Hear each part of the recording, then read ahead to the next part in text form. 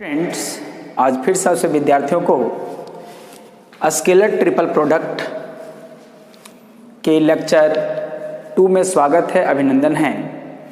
हम लोग लेक्चर 1 की बातें करें तो लेक्चर 1 में हम लोगों ने स्टडी किया था कि स्केलर ट्रिपल प्रोडक्ट क्या है, इसको स्केलर ट्रिपल प्रोडक्ट क्यों कहते हैं, इसके अलग अलग नाम बॉक्स प्रोडक्ट और मिक्स प्रोडक्ट से क्यों जाने जाते हैं, वो सारी बातों को हम लोगों ने पढ़ा था। उसका डेफिनेशन क्या होता है, इसका ज्योमेट्रिकल मीनिंग क्या होता है, सारी बातें को हम लोगों ने चर्चा किया था लेक्चर 1 में। आज हम लोग इस लेक्चर पे चर्चा करेंगे कि property of scalar triple product क्या होता है। ठीक है, तो प्रॉपर्टी 1 क्या कहता है, the position of the sign of dot and cross product can changed, है ना, कैन चेंज, इंटरचेंज कर देंगे तो हम लोग ये कोई दिक्कत नहीं होगा।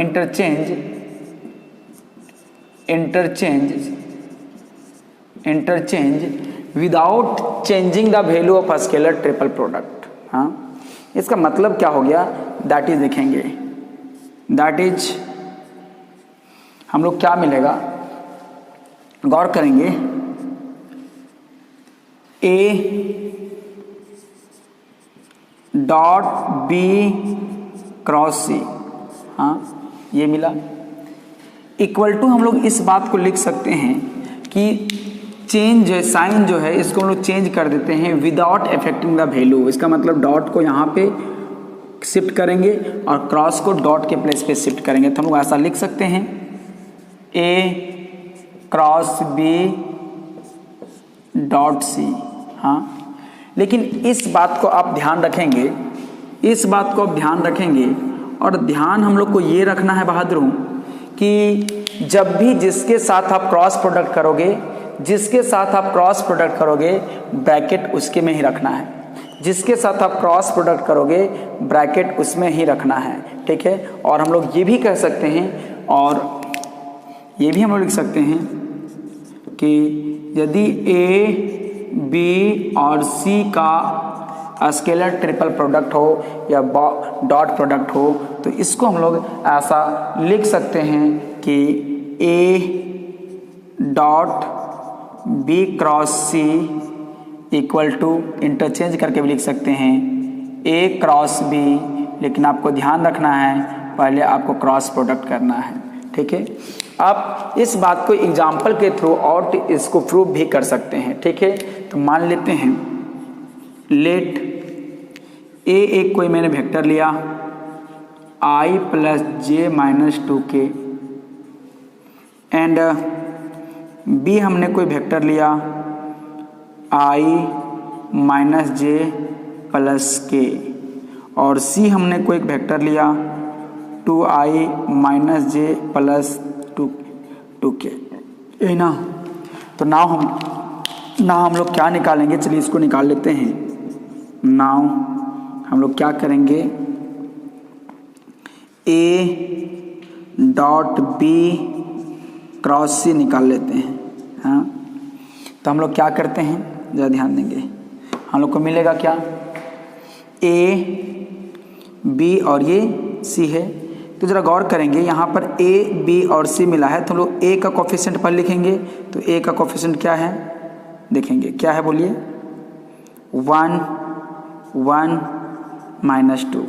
फिर दूसरा कौन है, देखिए 1 माइनस 1 1, फिर तीसरा क्या है 2 माइनस 1 2, ये मिला। अब इसको सॉल्व करने के बाद जो भी आएगा, ठीक है, अगेन यदि हम लोग इस प्रकार से and A cross B dot C ऐसा लिखेंगे तो इससे क्या बने, जो पहला वेक्टर है उसके कोफिशिएंट पर लिखेंगे तो क्या होगा, यहाँ भाई 1 1 और माइनस 2, और बी का कौन होगा 1 माइनस 1 1 और सी का कौन होगा 2 माइनस 1 2, ये होगा। आप देख रहे हैं कि जब दोनों का डिटर्मिनेंट का वैल्यू सेम है तो बताइए यहाँ जो भी आपका मिलेगा, यदि मुझे x मिलेगा तो यहाँ भी क्या मिलेगा, x मिलेगा। इसका मतलब यदि एक्सपेंड करेंगे इसको तो जब डिटर्मिनेंट का वैल्यू सेम हो तो हम लोग क्या करेंगे, इस प्रकार से ये दोनों भी सेम होता है। ठीक है, तो हम लोग इस प्रकार से साइन जो है, क्रॉस और डॉट जो है, वो सारे को इंटरचेंज कर सकते हैं, उन सारे को इंटरचेंज कर सकते हैं, बिना इफेक्ट हुए वैल्यू आपका चेंज नहीं किया। हमने इस बात को देखा, ठीक है। दूसरा प्रॉपर्टी 2 हम लोग देखते हैं, तो प्रॉपर्टी 2 क्या कहता है। प्रॉपर्टी 2 आप देखेंगे, हाँ, कहता है द वैल्यू ऑफ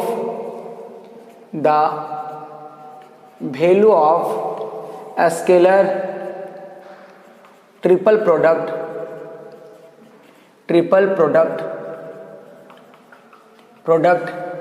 remains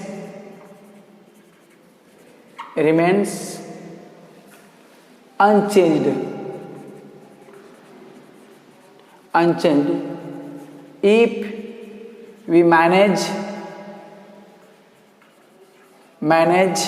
या मेंटेन भी कर सकते हैं, maintain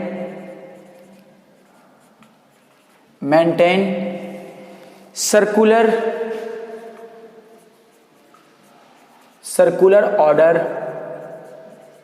order of vectors A, B and C, ठीक है। जरा गौर करेंगे, ध्यान देंगे, क्या कहता है, the value of a scalar triple product remains unchanged. वो जो वैल्यू क्या होगा, चेंज होगा यदि साइक्लिक या सर्कुलर ऑर्डर, या तो हम इसको सर्कुलर को साइक्लिक भी कहते हैं, CYCLIC, साइक्लिक मतलब circular, cyclic order is maintain the cyclic order of the vector A and B and C। सोचिए इसका मतलब क्या हो गया। हमने यहाँ पर क्या बतलाया, ये मैंने एक कोई सर्कल लिया है, साइक्लिक ऑर्डर लिया है, ठीक है। इसका मैं डायरेक्शन देखिए, मैं यहाँ पर A लिखा हूँ, यहाँ पर B लिखा हूँ और यहाँ पर C लिखा हूँ, और ऑर्डर जो है डायरेक्शन इस प्रकार से मैं रखा हूँ, ठीक है।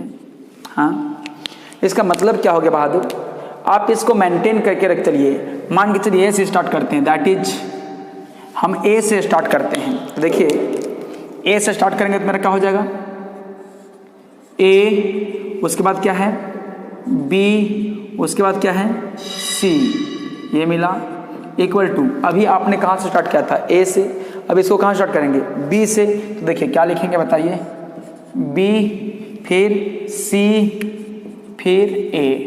अब बताइए फिर हम लोग कहाँ स्टार्ट करेंगे, C से, CAB, तो क्या लिखेंगे CAB।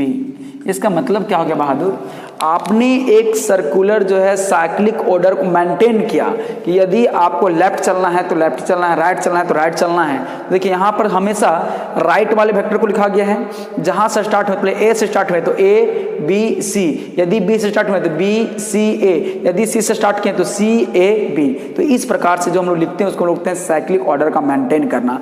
यदि आप साइक्लिक ऑर्डर को मेंटेन करेंगे तो आपका वैल्यू चेंज नहीं करेगा। बात समझना, दैट इज हम लोग कह सकते हैं कि ये भी हम लोग इसको लिख सकते हैं बहादुरों कि यहाँ पर A dot B cross C equal हो जाएगा B dot C cross A equal हो जाएगा C dot A cross B। आपका कोई भी चेंजिंग नहीं आएगा, न्यूमेरिकली सेम होगा। इस बात को आप एग्जाम्पल के थ्रू आउट समझ सकते हैं ऐसा लेके, ठीक ना। प्रॉपर्टी 3 क्या कहता है, प्रॉपर्टी 3 क्या कहता है, जरा ध्यान देंगे।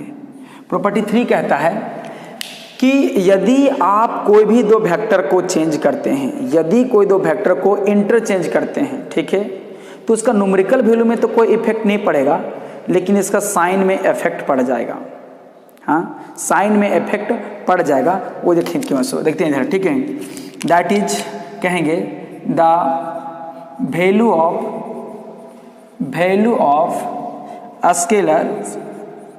Scalar triple product is numerically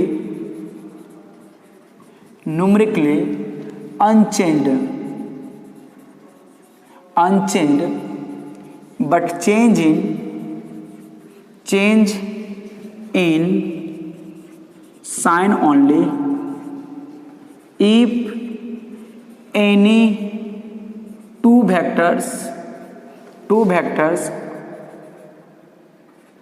are interchanged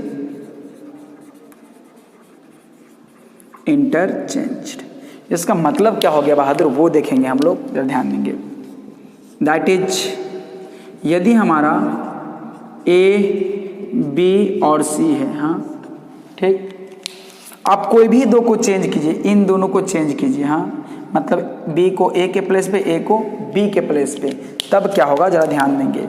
तब मुझे मिलेगा क्या, वैल्यू सेम रहेगा लेकिन यहाँ पर नेगेटिव लग जाएगा, ठीक है। तो क्या कर दिए, बी ए सी, हाँ ये। तो फिर आप क्या कीजिए, बी सी को चेंज कीजिए, किसको चेंज कीजिए, बी सी को चेंज कीजिए, तो भी क्या लगेगा बाबू, माइनस लगेगा। क्या लगेगा, देखिए बी ए ज्यों का त्यों लगेगा, इंटरचेंज कीजिए बी को सी के प्लेस को, सी के बी के प्लेस पे, तो क्या मिलेगा, यहाँ सी हो गया और यहाँ पर बी हो गया। तो आप देख रहे होंगे कि यहाँ पर जब हम लोग इंटरचेंज किए तो हम लोग को क्या मिला, न्यूमेरिकल वैल्यू सेम मिल जा रहा है लेकिन उसका साइन में चेंज हो जा रहा है। तो आप एक बात को देख रहे होंगे कि अभी आपने एक बार ए बी को चेंज किया, बी से एक बार ए सी को भी चेंज कर सकते हैं, तो क्या मिलेगा जरा ध्यान देंगे, क्या मिलेगा जरा गौर करेंगे। यहाँ पर क्या मिलेगा, ये देखिए ए को सी के प्लेस पे, सी को ए के प्लेस पे, तो सी बी ए, है ना। आप बोल रहे होंगे सर यहाँ भी तो वही चीज़ है, देखिए ठीक है, लेकिन आप यहाँ सी ए बी है, देखिए बी ए सी है, लेकिन आपको ये चीज़ सी बी ए कहीं नहीं मिलेगा, देखिए सी बी ए कहीं नहीं है, क्योंकि यहाँ पर साइक्लिक ऑर्डर को मेंटेन किया गया और यहाँ साइक्लिक ऑर्डर को मेंटेन नहीं किया गया है। ऐसा इसलिए होता है कि मान लें कि यदि ए मेरा कोई एक वेक्टर है, A equal to x1 i plus, example समझेंगे, x1 i plus y1 j plus z1 k है ना, और b इक्वल टू हमारा x2 i plus y2 j plus z2 k है, एंड c इक्वल टू हमारा क्या है, x3 i plus y3 j plus z3 k है, यही ना। अब जरा गौर करेंगे, ध्यान निकालेंगे, ध्यान देंगे क्या है, जरा गौर करेंगे। हम लोग स्केलर ट्रिपल प्रोडक्ट निकालेंगे, तो a b और c हमने निकाला, तो बताइए हम लोग क्या लिखेंगे पहला में, x1 y1 z1, x1 y1 z1, x2 y2 z2, x3 y3 z3, यही ना। अब जरा गौर करेंगे, ध्यान देंगे बहादुरों। अब हम लोग प्रॉपर्टी ऑफ डिटरमिनेंट क्या कहता है कि यदि इन दोनों में से कोई दो रो, एक रो या कॉलम को आप इसमें चेंज करेंगे तो उसका डिटरमिनेंट का वैल्यू क्या होता है, सेम होता है, लेकिन उसका जो है साइन में चेंज आता है, प्लस और माइनस होता है, प्लस और माइनस होता है, माइनस होता है, प्लस होता है। तो सोचिए नाउ हम लोग क्या करेंगे, इसको बी ए सी निकालेगा, तो देखिए मेरा क्या निकलेगा, ये दोनों चेंज किए मतलब ये ऊपर नीचे हो गया, तो मेरा क्या मिलेगा, x2 y2 z2, x1 y1 और ये z1, और फिर क्या मिलेगा, x3 y3 और ये z3, यही ना। आप इसको मैं इक्वेशन 1 कह रहा हूँ, ठीक है, आप इसका स्क्रीनशॉट ले लें, ठीक ना, हम इसको उधर बतलाते हैं, ठीक है।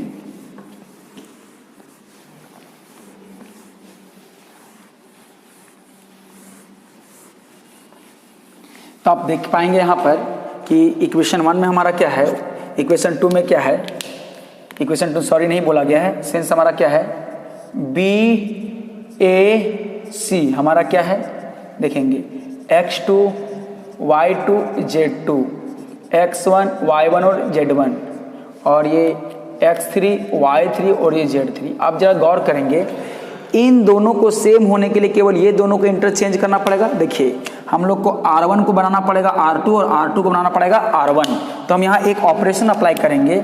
नाउ अप्लाइंग जरा गौर करेंगे, R1 को इंटरचेंज कर दिया गया है R2 के साथ, तो बाय प्रॉपर्टी क्या होता है, बाय प्रॉपर्टी ऑफ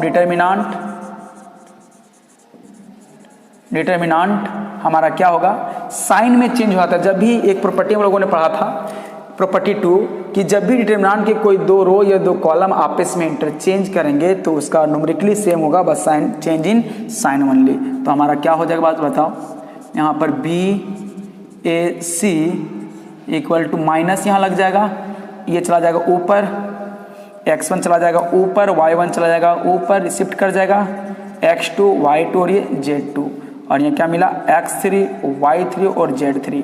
अब देखेंगे इक्वेशन 1 में, देखिए फ्रॉम इक्वेशन 1 ये किसका वैल्यू है, देखेंगे क्या मिला BAC हमारा क्या मिल गया, देखिए माइनस AB और ये C। तो आप देख रहे होंगे कि दोनों के हमारा देखिए ये दोनों को चेंज हो जाने से आपस में केवल सब कुछ न्यूमेरिकली सेम रहा, लेकिन साइन क्या हो गया, चेंज हो गया। ठीक है, तो आप इसका स्क्रीनशॉट ले लें। प्रॉपर्टी हम लोग 4 देखते हैं। ठीक है, नेक्स्ट हम लोग प्रॉपर्टी 3 हम लोगों ने देख लिया है, प्रॉपर्टी हम लोग 4 देखते हैं। तो प्रॉपर्टी 4 क्या कहता है वो ध्यान देंगे।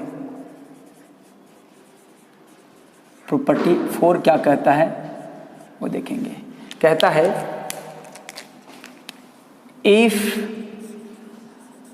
Any 2 vectors of a scalar triple product are identical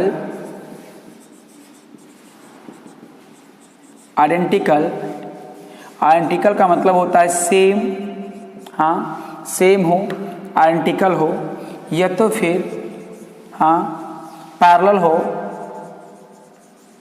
और पैरेलल का मतलब क्या होता है, proportional. Then value of a scalar triple product is 0। हाँ समझिए दैट इज क्या बतलाया गया है। सिंपल ये समझिएगा कि आइडेंटिकल का मतलब सेम है, पैरेलल कहना मतलब जो वेक्टर हम लोग क्या पढ़ते हैं प्रोपोर्शनल होना चाहिए। जैसे कि कोई ए है तो कोई ए है तो दूसरा क्या है, बी वेक्टर क्या है, के ए है। तो देखेंगे ये इस प्रकार से रहता है तो ए और बी क्या हो गया, प्रोपोर्शनल हो गया, क्योंकि ए का बी जो है के ए के फॉर्म पे है। कोई टर्म से मल्टीप्लाई होना ही पर प्रोपोर्शनल होता है। तो दैट इज देखिए क्या बोला है कि यदि कोई एक दो वेक्टर आपस में बराबर हो, चाहे ए बराबर हो, चाहे बी बराबर हो, चाहे सी बराबर हो, तो वैसी स्थिति पे जो होगा वो हमारा जो वेक्टर का स्केलर ट्रिपल प्रोडक्ट का जो वैल्यू होगा बाद वो 0 होगा। वो क्या होगा, 0 होगा। आप देख सकते हैं। ठीक है, यहाँ दोनों क्या है, आप देख रहे हो कि ये दोनों इक्वल है, यहाँ देखें ये दोनों इक्वल है, यहाँ देखेंगे ये दोनों भी इक्वल है। तो हमने क्या बोला कि यदि दो वैल्यू इक्वल हो, दो वेक्टर इक्वल हो, तो उसका वैल्यू क्या होगा, 0 होगा। क्यों, क्योंकि जब इसको हम लोग वेक्टर के फॉर्म में लिखेंगे, सॉरी डिटर्मिनेंट के फॉर्म पे लिखेंगे, तो हम लोग जानते हैं डिटर्मिनेंट की प्रॉपर्टी से कि यदि डिटर्मिनेंट में कोई दो रो या दो कॉलम आपस में बराबर हो तो उसका वैल्यू क्या होता है, 0 होता है। तो उसी मामले से आप चेक कर सकते हैं, बिल्कुल आसान है, प्रूफ भी कर सकते हैं।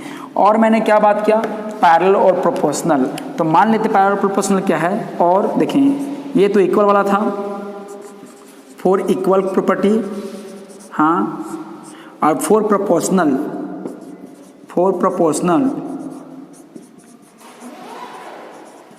प्रोपोर्शनल। देखिए प्रोपोर्शनल के लिए क्या होगा, ए और बी वेक्टर है वो के ए वेक्टर हो, और यहाँ पर बी है वेक्टर, ये तो सी वेक्टर है। यहाँ पर ए प्रोपोर्शनल हो या तो फिर बी प्रोपोर्शनल हो, ए रहे यहाँ पर, बी रहे और ये के बी हो। ठीक है, ये तो सी प्रोपोर्शनल रहे, ए रहे, सी रहे और के सी हो, है ना। तो यहाँ पर जो है ये दोनों वेक्टर आपस में क्या है, वो प्रोपोर्शनल है, और ये दोनों वेक्टर क्या हैं, प्रोपोर्शनल है, और ये दोनों वेक्टर क्या हैं, प्रोपोर्शनल हैं। तो जब प्रोपोर्शनल होता है तो प्रोपोर्शनल कहने का मतलब पैरेलल, वेक्टर की दुनिया में पैरेलल, तो इसका भी क्या मिलेगा, 0 मिलेगा। ठीक है, तो इस प्रकार से हम लोग प्रूफ भी कर सकते हैं, क्योंकि जब डिटरमिनेंट के फॉर्म पे लिखेंगे तो के को कॉमन ले लेंगे, तो ये दोनों वेक्टर का जो है मतलब एनी टू रो और कॉलम आपस में इक्वल हो जाएगा। और वैसे स्थिति पे पूरा का पूरा जो है वो वेक्टर जो है स्केलर ट्रिपल प्रोडक्ट का वेक्टर जो है वो हमारा क्या हो जाता है, 0 हो जाता है। तो इसे हम लोग प्रॉपर्टी प्रॉपर्टी 5 देखते हैं। प्रॉपर्टी 5 क्या कहता है? प्रॉपर्टी 5 है ना, जरा गौर करेंगे प्रॉपर्टी 5 क्या कहता है। Unit scalar triple product of unit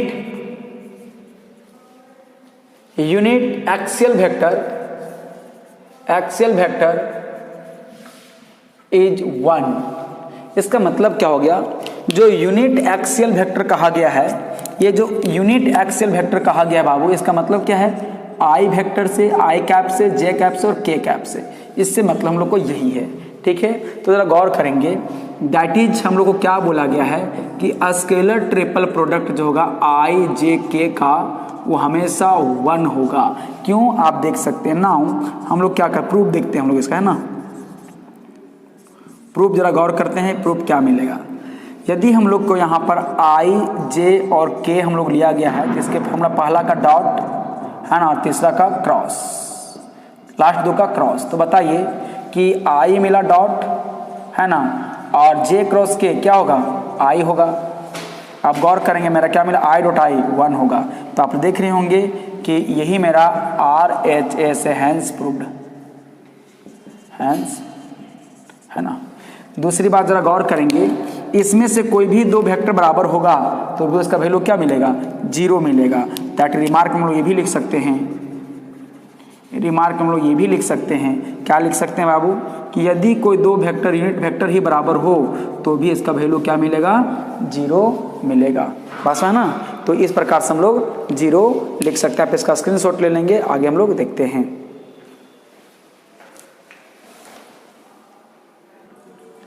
next हम लोग प्रॉपर्टी 5 थे, पांचों हमने बता दिया है। कुछ बातें हम लोग देख लेते हैं जो कंपटीशन व्यू से कभी कभी डायरेक्ट क्वेश्चन भी पूछ देता है कि कौन राइट हैंड स्क्यू रूल से फॉलो कर रहा है, कौन लेफ्ट हैंड फॉलो कर रहा है। तो राइट हैंड स्क्यू रूल कहने का मतलब होता है कि जब हम लोग इस प्रकार से कोई 2 वेक्टर बना रखते हैं 3 का, है ना, तो आपको हम right hand skew rule left hand skew rule बता चुके हैं क्रॉस प्रोडक्ट में। तो सोचिए कि यदि कोई वेक्टर ए है, कोई बी है और ये तीसरा क्या है? परपेंडिकुलर है, वो 3 है। लेकिन ये जो है थंब जो है आपको ये दर्शाता है कि यदि इस हमारे जो मुड़ी उंगलियां हैं इनके बीच का एंगल ए डायरेक्शन पे बन रहा है तो आपका जो थर्ड वेक्टर का डायरेक्शन होगा इस फॉर्म में होगा। तो इसको हम लोग राइट हैंड बोलते हैं। इसको ऐसे घुमा देंगे तो ये कौन हो जाएगा? लेफ्ट हैंड हो जाएगा। तो इसका मतलब है कि यदि ए बी सी का scalar triple product greater than 0 हो, then vectors are said to form a right handed system. Right handed system है तो right handed screw rule system है, ठीक है।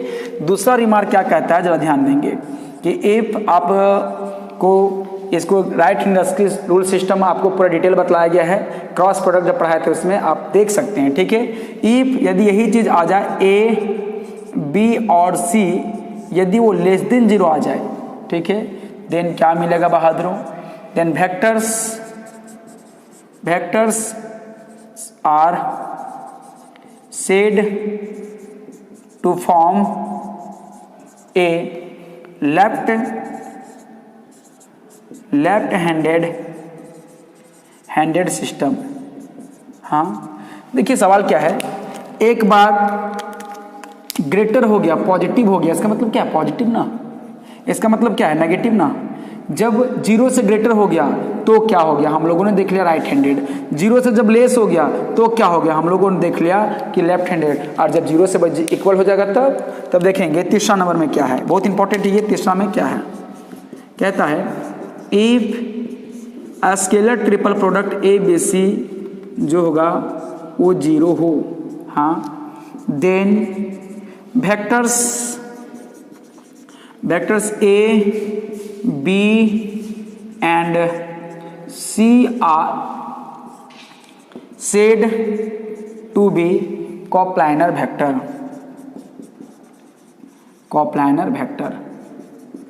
हाँ, और आपको बता चुके थे कॉप्लाइनर क्यों कहते हैं। हमने इससे पहले जब बता रहे थे geometrical meaning of the scalar triple product, तो आपको दिखलाए थे कि यदि इस प्रकार से कोई 3 वेक्टर हैं और और इस प्रकार से, और तीनों वेक्टर जो हैं वो दर्शा रहे हैं किसी पैरेललोपाइप का कोई इनिशियल या कोई टर्मिनस साइड।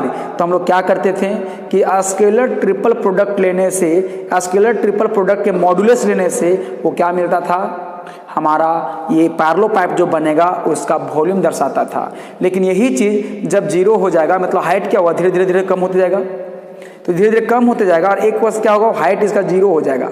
अब हाइट जीरो हो जाएगा बताओ, तो वो तीनों का तीनों कहाँ होगा, एक ही प्लेन पे आ जाएगा, तो vectors are said to be coplanar. तो ये सारी बातों को हमने बता चुका है और इसके आगे का प्रश्न हम लोग करेंगे बुक से। आप इसके प्रॉपर्टी को पहले ध्यान से देखिए, उसके बाद नेक्स्ट लेक्चर पे हम लोग मिलते हैं इसके प्रश्नों को लेकर। तब तक के लिए धन्यवाद।